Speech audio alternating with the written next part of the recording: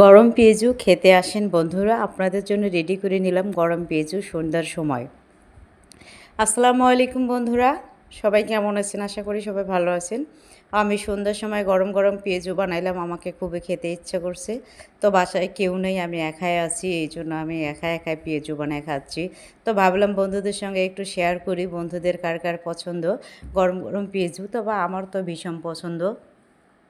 তো আমি পেঁয়াজুর ভিডিও এর আগেও দিয়েছিলাম, তো বলেছে আপু খুব সুন্দর হয়েছে পেঁয়াজুগুলো। তো আজকের পেঁয়াজুগুলোতে বেশি ঝাল হয়েছে, তবে একটু ঝাল ঝাল না খেলে ভালো লাগে না, গরম পেঁয়াজু ঝাল ঝালে একটু ভালো লাগে। তো বন্ধুরা, আমি কিন্তু সব কিছু বাসায় রেডি করে খাই। আমি বাহিরের খাবার খাই না, কারণ বাহিরের খাবারে অত স্বাস্থ্যকর নয়। তো বাড়িতে যেটা বানিয়ে খাবো আমরা তো স্বাস্থ্যসম্মতভাবেই বানিয়ে খাবো।